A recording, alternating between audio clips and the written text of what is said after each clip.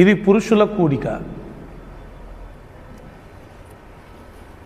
మనందరికీ ప్రభు ఒక గొప్ప జాబ్ ఇచ్చాడు. మనందరికీ ప్రభు గొప్ప జాబ్ ఇచ్చాడు. ఇక్కడ ఉన్న వాళ్ళు ఎవరు నిరుద్యోగులు కాదు. ఓకే, ఏంటి దేవుడు మనకిచ్చిన గొప్ప జాబ్ అంటే మన కుటుంబాన్ని మనం యాలడం, పరిపాలించడం, నడిపించడం. ఏంటి, పెళ్ళైన ప్రతి వ్యక్తి దేవుని చేత ఒక గొప్ప ఉద్యోగాన్ని పొందుకున్నాడు. మనమేమి ఏ ఉద్యోగం లేని వారము కాము. కుటుంబం అనే ఉద్యోగాన్ని ప్రభు ఇచ్చారు మనకి. కుటుంబాన్ని యాలడం, కుటుంబాన్ని నడిపించడం, కుటుంబాన్ని పోషించడం, కుటుంబాన్ని ప్రభు రాకడ కొరకు సిద్ధపరచడం. This is our great job. ఇది మన గొప్ప ఉద్యోగం. అవునా కదా? కాదంటారా?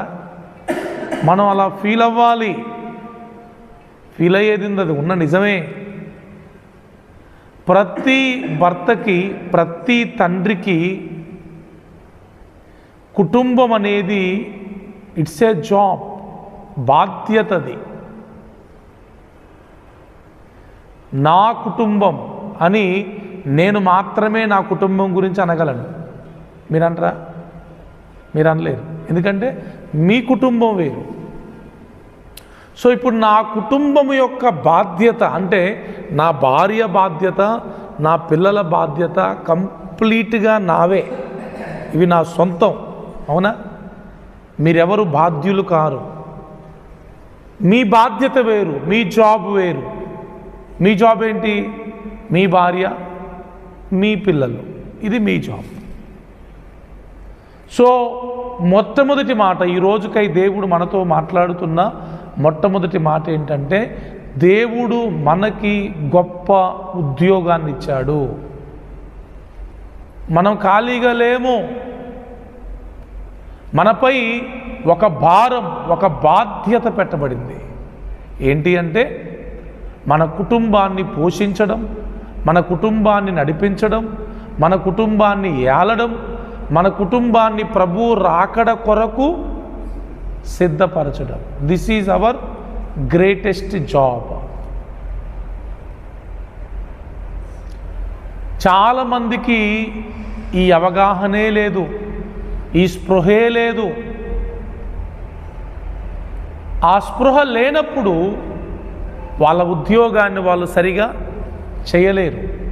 చూడండి, ఉద్యోగం ఉన్న వాళ్ళందరూ ఉద్యోగం సక్రమంగా చేస్తున్నారా?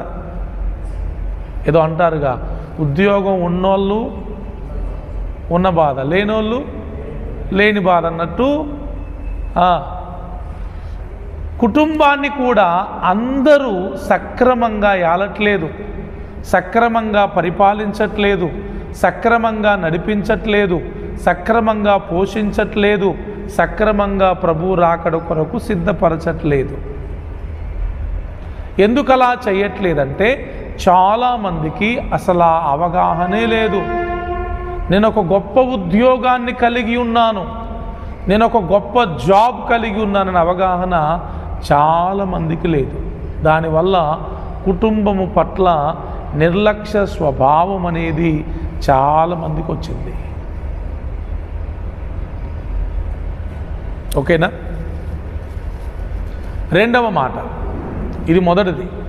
రెండవ మాట, నేను చదివిన మత్తయి సువార్త 1వ అధ్యాయములో మీరు కూడా చదివే ఉంటారు కదా. 2వ వచనం చదువుదాం అందరం కలిసి. అబ్రహాము ఇస్సాకును కనెను, ఇస్సాకు యాకోబును కనెను, యాకోబు యూదాను అతని నదములను కనెను, యూదా తామారునందు పేరేసును జరహును కనెను, పెరేసు ఎస్రోమును కనెను, ఎస్రోము ఆరామును కనెను, ఆరాము అమ్మినాదాబును కనెను, అమ్మినాదాబు నయోసును కనెను. నయోసును షల్మానును కనెను. షల్మాను రాహాబునందు బోయాజును కనెను. బోయాజు రూతునందు ఒబేదును కనెను. ఒబేదు యెషయిని కనెను. యెషయి రాజైన అంటే ఏమర్థమవుతుంది మీకు? జనరల్గా కనేదెవరు?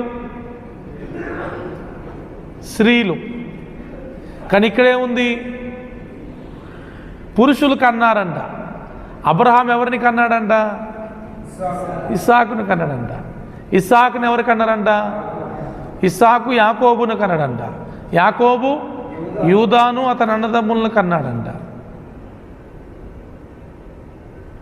జనరల్గా ఫీమేల్ స్త్రీలు జన్మనిస్తారంటారు. కానీ బైబిల్ ఏం చెప్తుంది? కనేది వాళ్ళైనా దానికి మూలం ఆధారం మాత్రం మనమే. అందుకే కన్య మరియా యేసు ప్రభువుని కన్నదంటే ఎవరు నమ్మట్లా. అట్టగంటది?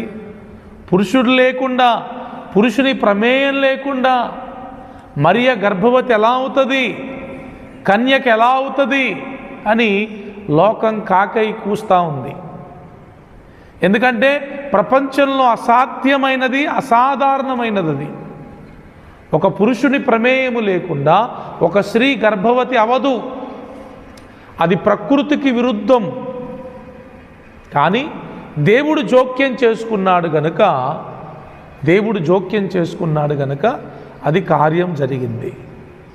సో స్త్రీలు జనరల్గా గర్భాన్ని ధరించి పిల్లల్ని కనడం వాస్తవమే. కానీ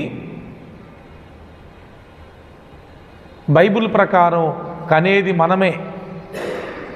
మనమే. ఎవరు? పురుషులే. అందుకే వాళ్ళ బాధ్యత కాదు, ఎక్కువ మన బాధ్యతే ఉంటుంది.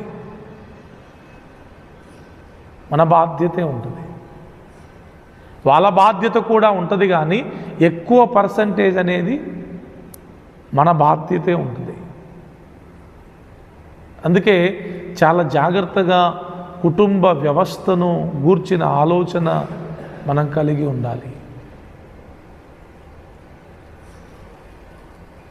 ఎంత దారుణం! ఈరోజు ఉదయం ఒకరింటికి విజిటింగ్కి వెళ్తే వాళ్ళ 12 సంవత్సరాల అమ్మాయి వేరే అబ్బాయితో వెళ్ళిపోయిందంట. ఎంత వయసు వాళ్ళ పిల్లది? జస్ట్ 12 సంవత్సరాలు, జస్ట్ 12 years. సొసైటీ ఎటు వెళ్ళిపోతుంది? 12 సంవత్సరాల అమ్మాయి. ఏం తెలుసు ఆమెకి? మరి ఎలా తెలిసింది? ఒక అబ్బాయిని ప్రేమించడం తెలిసింది, అబ్బాయితో వెళ్ళిపోవడం తెలిసింది, వద్దంటే బావిలో దూకడం తెలిసింది. నిజమే. వద్దనంగానే వెంటనే వెళ్ళి వెనకాల బావి ఉంటే బావిలో దూకేసింది.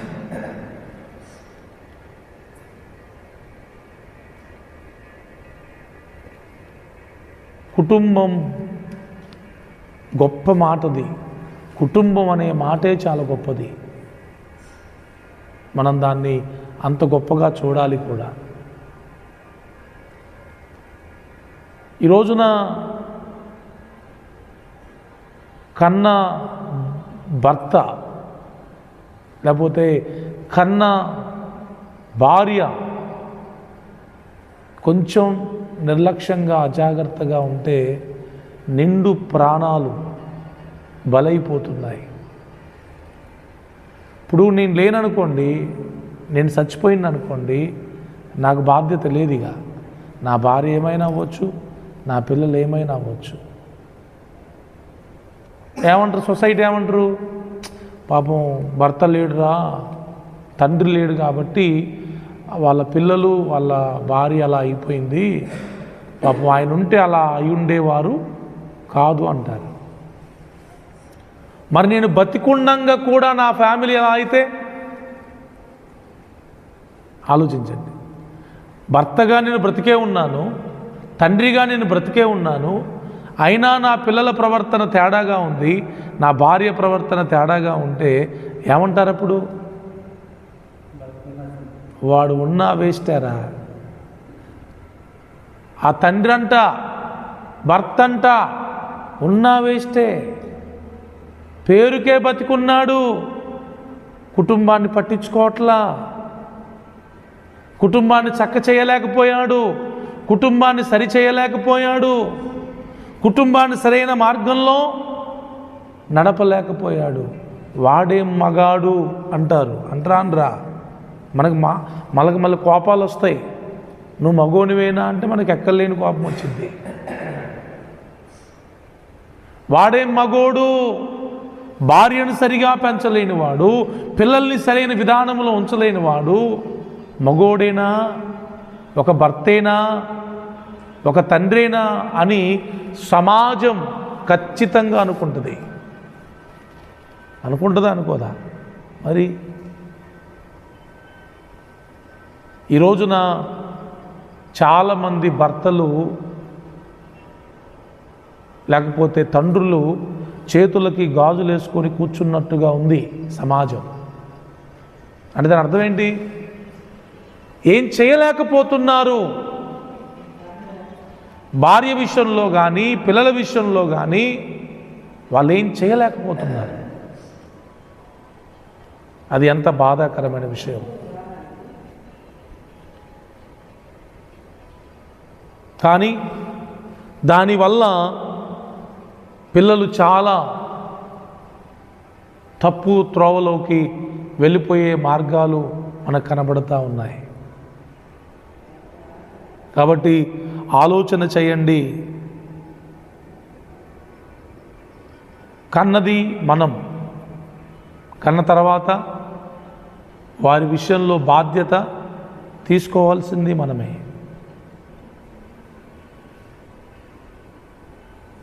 బయట మనం హీరోలం అవ్వచ్చు, ఫ్యామిలీలో ఎవరం అనేది ముఖ్యం.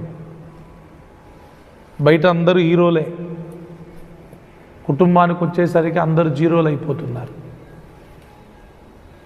చూడండి, అదే మత్తయి సువార్తలో కిందికి వద్దాం.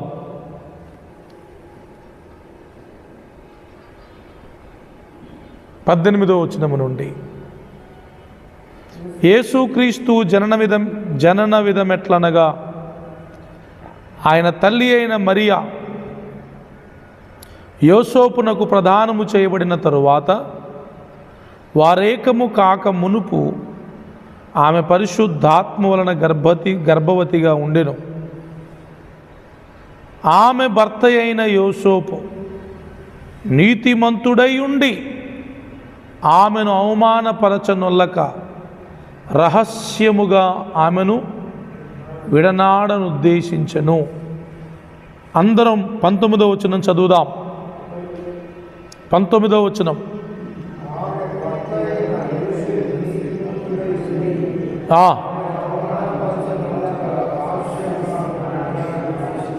మరొకసారి చదవండి. ఆమె భర్త అయిన యోసేపు నీతిమంతుడై ఉండి ఆమెను అవమానపరచనొల్లక.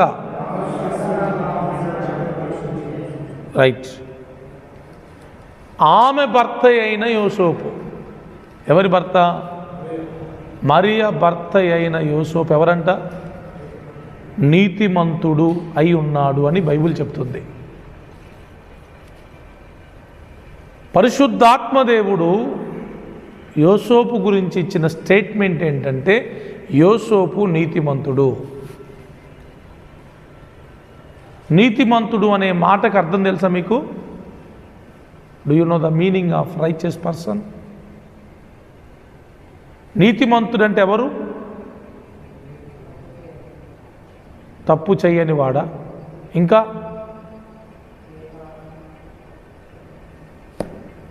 నీతిమంతుడు అనే మాటకు అర్థం ఏంటి?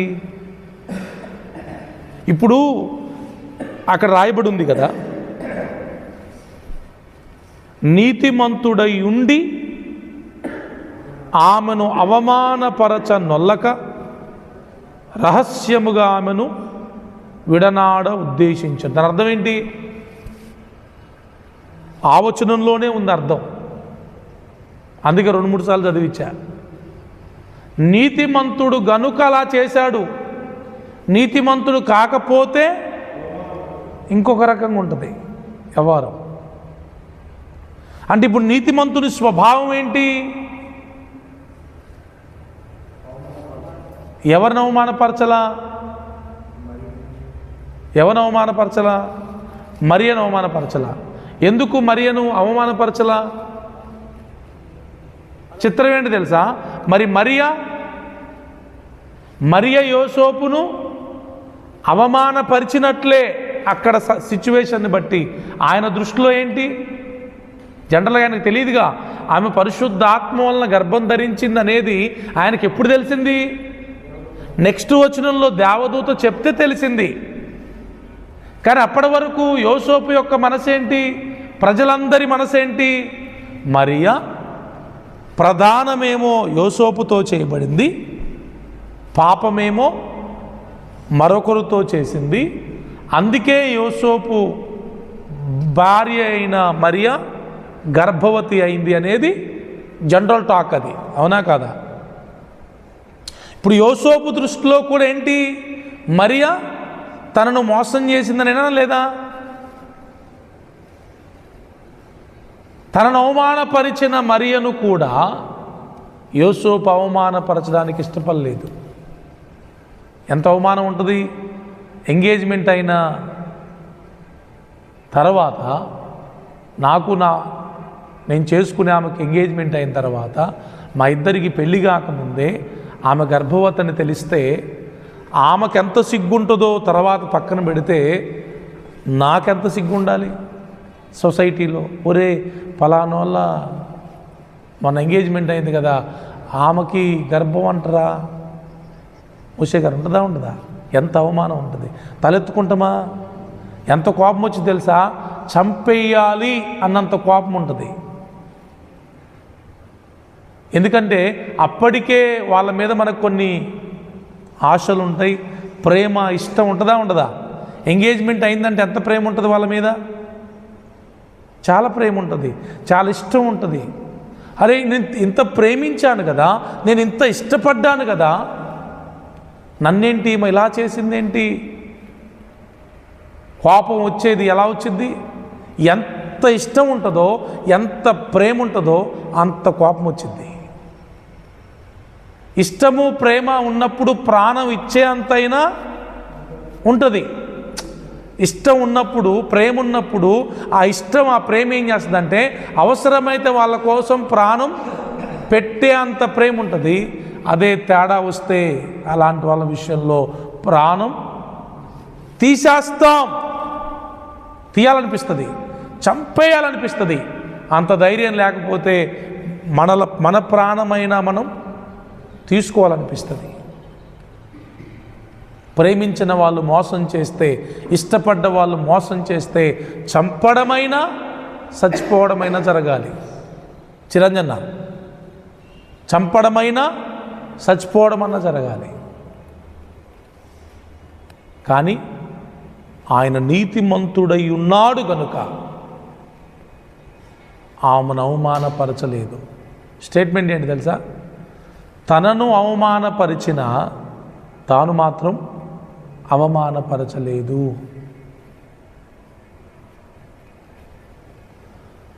నీతిమంతుని యొక్క లక్షణం ఏంటంటే సాధ్యమైనంత వరకు వారు ఎవరిని బాధ పెట్టరు. బాధ వాళ్ళు అనుభవిస్తారు తప్ప, బాధ వాళ్ళు భరిస్తారు తప్ప. నీతిమంతులు ఇంకోటి ఏంటి తెలుసా? నీతిమంతులు ఇతరుల తప్పులను వారి మీద వేసుకుంటారు. ఇది యేసుప్రభు లక్షణం. యేసుప్రభు నీతిమంతుడా కాదా? ఏం చేశాడు? మన తప్పిదములు, మన అపరాధములు, మన పాపములన్నీ ఆయన మీద వేసుకున్నాడు. ఒక రకంగా చెప్పాలంటే మరియను విడిచిపెట్టి రహస్యంగా వెళ్తున్నాడంటే అర్థం ఏంటంటే ఆయన ఆమె పాపమును, ఆయన తప్పిదమును తన మీద తాను వేసుకున్నాడు. వదిలేయండి. అక్వాళ్ళు ఏమంటారు? చంపేయాలా, పంచాయతీ పెట్టాలా, పరువు తీయాలా, అందులో చట్టం కూడా ఉంది అప్పుడు పాత నిబంధనలో. కన్యక గర్భవతి అయితే రాళ్ళు పెట్టి కొట్టి చంపేయడమే. అయినా యోసేపు యేసయ్యలాగా నీతిమంతుడు గనుక ఆమెను బాధ పెట్టాలనుకోలేదు, అవమానపరచాలనుకోలేదు. ఆ పాపం తన మీద ఆయన వేసుకున్నాడు. నీతిమంతుడైన భర్త, ఫస్ట్ హస్బెండ్, కొత్త నిబంధనలో మొట్టమొదటి భర్త ఎలాంటి వాడు? నీతిమంతుడు. ఈ సాక్ష్యం ప్రతి భర్తకి ఉండాలి. భార్య చెప్పిన స్టేట్మెంట్ కాదు ఇది, భగవంతుడు చెప్పిన స్టేట్మెంట్ ఇది. ప్రతి భర్త విషయంలో భగవంతుడు, దేవుడు సాక్ష్యం ఇవ్వాలి, నీవు నీతిమంతుడవు అని కదా. ధనవంతుడు అనే స్టేట్మెంట్ వస్తుంది. మొన్న ఒక వ్యక్తి చనిపోయాడు. చనిపోతే నేను చూడ్డానికి వెళ్తే పాపం వాళ్ళమ్మ బాగా బాధపడతా ఉంది. తల్లి కదా, ఎక్కువ బాధపడేది ప్రపంచంలో తల్లే. 27 ఇయర్స్ అబ్బాయి. అయ్యా నా అందం లేదయ్యా అంటున్నా. చాలా అందంగా ఉంటాడు ఆ వ్యక్తి, చాలా అందంగా ఉంటాడు. నా అందం ఇక లేడయ్యా అని బాధపడుతూ ఉంది. అందగాడు. చిత్రం ఏంటంటే చనిపోయిన తర్వాత మొహం చూడడానికి లేదు, ఎక్కిపోయింది మొహం మొత్తం. లారీ మొహానికి మొత్తం చుట్టేశారు. అర్థమవుతుందా? అందగాళ్ళు, ధనవంతులు, ఇంకేవో ఇలాంటి మాటలు మనకి రావచ్చేమో, కానీ నీతిమంతుడు అనే స్టేట్మెంట్ మన జీవితంలో మనం కలిగి ఉండాలి. తాను తప్పు చేయకపోయినా తప్పు చేసినంత పనైంది, అయినా తప్పు చేసిన వ్యక్తిని అవమానపరచాలని అనుకోవట్లేదు. ఎంగేజ్మెంట్ అయితేనే అంతుంది. మరి మనకి మ్యారేజెస్ అయినాయా లేవా? పెళ్ళిళ్ళు అయినాయి. ఇంకెంత ఉండాలి? ఇంకెంత నీతిమంతులంగా మనం ఉండాలి? అలాంటిది మన వల్లే పొరపాటు జరిగితే, ఇప్పుడు ఇక్కడంతా రివర్సు. ఇక్కడ సందర్భాన్ని బట్టి చూస్తేనేమో భార్య తప్పు ఉంది అనుకుంటున్నారు, లేదు కానీ అట్లా సొసైటీ అట్లా అనుకుంటున్నారు. కానీ ఇప్పుడు ఎట్లుంది పరిస్థితి?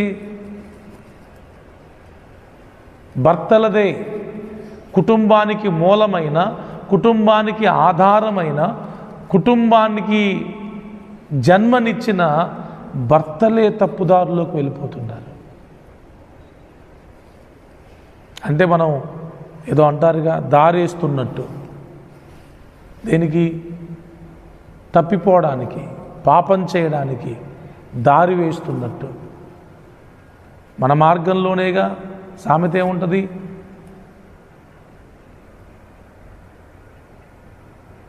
ఆవు గట్టు మీద పొలంలో మేస్తే పిల్లంట గట్టు మీద మేస్తుందంట. ఆ సామెత ఎందుకు వచ్చింది అంటే, పెద్దవాళ్ళే తప్పు చేస్తే చిన్నవాళ్ళు కూడా ఆ మార్గంలోనే నడుస్తారు అనే ఆ విషయం చెప్పడానికి ఈ సామెత వచ్చింది. ఆ ఆవు పొలంలోకి వెళ్ళబట్టేగా ఆ చిన్న దూడ గెట్టు మీదకి వెళ్ళింది. ఆ ఆవే పొలంలోకి వెళ్ళకుండా ఇంటికాడుంటే ఆ పిల్ల కూడా ఎక్కడ ఉంటుంది? ఇంటి దగ్గర ఉంటుంది. కానీ రోజున చాలామంది భర్తల ప్రవర్తన కుటుంబంలో చాలా విధానంగా ఉంది. సరే, నీతిమంతుడు అంటే మీకు అర్థమైందా? మొదటిది, దుఃఖ పెట్టనివాడు, అవమాన పరచనివాడు, ఇతరుల తప్పు తన మీద వేసుకునేవాడు. ఇంత మంచోడు గనక వెంటనే ఆయనకి దేవుని ప్రత్యక్షత దొరికింది. దొరికిందా లేదా? వెంటనే ఆ వచనంలో ఏముంది? అతడి సంగతులను గూర్చి ఆలోచించుకొనుచుండగా 20, ఇదిగో ప్రభు దూత స్వప్నమందు అతనికి ప్రత్యక్షమై, దావీదు కుమారుడైన యోసేపు, నీ భార్య అయిన మరియను చేర్చుకున్నట్టుకు భయపడకుము, ఆమె గర్భము ధరించినది పరిశుద్ధాత్మ వలన కలిగినది. దేవుని ప్రత్యక్షత, దేవుని దర్శనం ఒక వ్యక్తికి కలగాలి అంటే ఖచ్చితంగా ఆ వ్యక్తి నీతిమంతుడై ఉండాలి. 10వ అధ్యాయం అపోస్తల కార్యం 1వ వచనంలో ఏముంది? చదువుతారా? 10వ అధ్యాయం 1వ వచనం అపోస్తల కార్యం.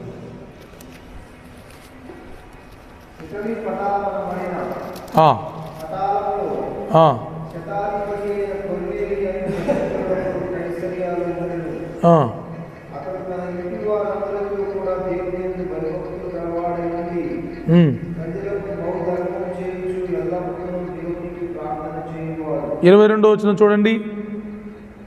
అందుకు వారు, నీతిమంతుడును దేవునికి భయపడువాడును యూదాజనులందరి వలన మంచి పేరు పొందిన వాడునైనా శతాధిపతియగు కొర్నేలి అను ఒక మనుషుడున్నాడు.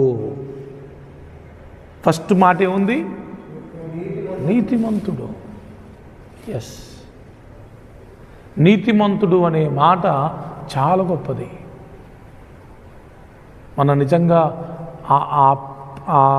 ఏమంటారు దాన్ని, ఆ సాక్ష్యాన్ని కనుక మనం కలిగి ఉంటే, ఫలానా వ్యక్తి నీతిమంతుడు, నీతిమంతుడు, అది చాలా గొప్ప బిరుదు, అది అచీవ్మెంట్, గొప్ప అచీవ్మెంట్ అది. ప్రభు మనల్ని బట్టి చాలా సంతోషిస్తాడు. హల్లెలూయా, ప్రైజ్ ద లార్డ్. అందుకే ఇక్కడ కూడా 4వ వచనం, 10వ అధ్యాయం 4వ వచనంలో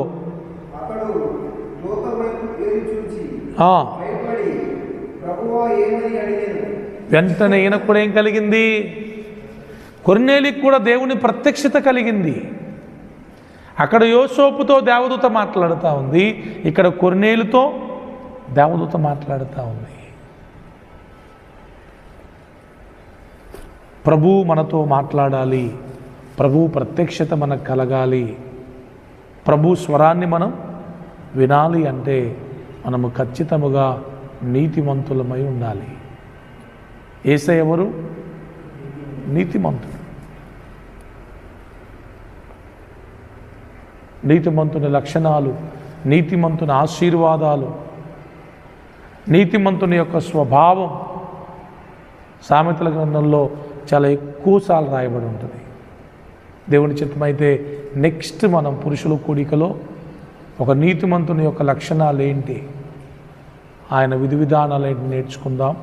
కానీ మీకు ఈరోజు క్లుప్త ప్రసంగం అర్థమైంది అనుకుంటున్నాను మీకు, ఓకేనా? మనకు దేవుడు గొప్ప జాబ్ ఇచ్చాడు, అది సక్రమంగా చేయాలి. రెండవది,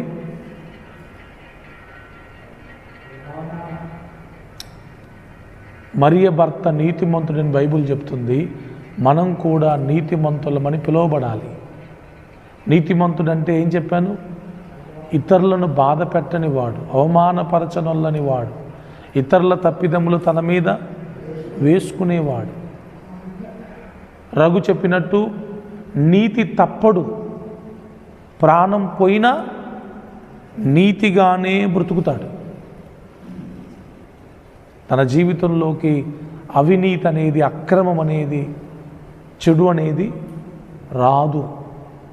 నీతిమంతుని గురించి ఇంకో మాట బైబిల్లో ఏముందంటే, నీతిమంతుడు విశ్వాసం మూలముగా జీవిస్తాడు. బై ఫెయిత్,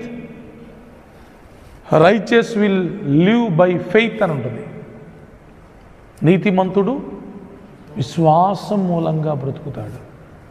ఒక మాట అడగనా మిమ్మల్ని, మీకు ఎంత విశ్వాసం ఉంది?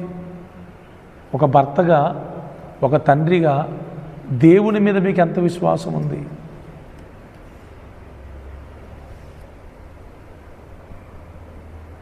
మనకి ఎక్కువ విశ్వాసం ఉండాలి, మనకే ఎక్కువ నమ్మకం ఉండాలి, మనకే దేవుని ఎంట్ల ఎక్కువ భయభక్తులు ఉండాలి. 128వ కీర్తనలో ఏముంటుంది?